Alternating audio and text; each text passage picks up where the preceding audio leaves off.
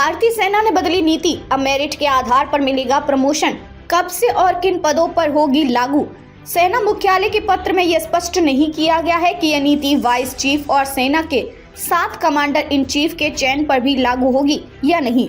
मौजूदा सेना नीति के अनुसार कमांडर इन चीफ के पद पर प्रमोशन पूरी तरह से वरिष्ठता पर निर्भर करती है। भारतीय सेना ने अपने अधिकारियों के लिए प्रमोशन की व्यवस्था में कुछ बदलाव किए हैं।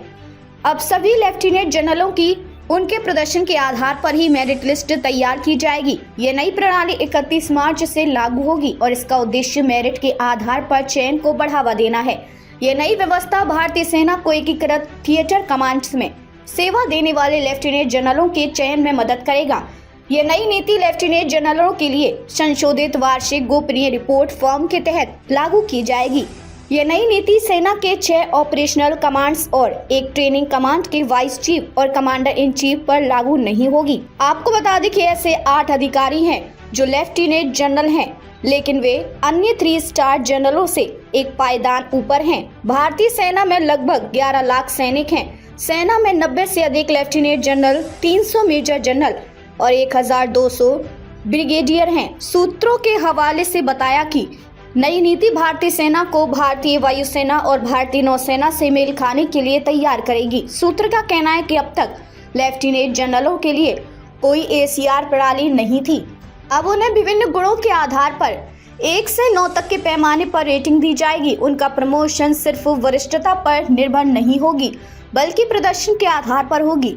थिएटर कमांड्स के निर्माण के कारण सेना के शीर्ष पदों पर सभी तीनों सेवाओं के लिए एक समान मूल्यांकन प्रणाली की आवश्यकता थी। सेना मुख्यालय के पत्र में यह स्पष्ट नहीं किया गया है कि यह नीति वाइस चीफ और सेना के 7 कमांडर इन चीफ के चयन पर भी लागू होगी या नहीं। मौजूदा सेना नीति के अनुसार कमांडर इन चीफ के पद पर प्रमोशन पूरी तरह से वरिष्ठता पर निर्भर करती है। इसमें जन्मतिथि और उपलब्ध पदों का भी ध्यान रखा जाता है। एक लेफ्टिनेंट जनरल जिसने सेना के 14 कोर में से एक का नेतृत्व किया हो, उसकी सेवा कम से कम 18 महीने बची हो, ताकि उसे कमांडर इन चीफ के रूप में प्रमोट किया जा सके।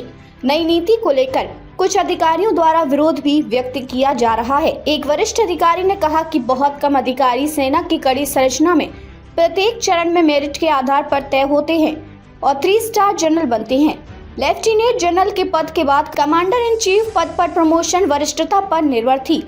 इस स्तर पर मेरिट को शामिल करने से हस्तक्षेप की संभावना बढ़ सकती है, चाहे वह राजनीतिक हो या कुछ और। आपको बताते चले कि ये नीति ऐसे समय में लागू की जा रही है जब भारत ने चीन, पाकिस्तान और भारतीय महासागर क्षेत्र के लिए 3 थिएटर कमांड्स के लिए ब्लूप्रिंट को अंतिम रूप दिया है।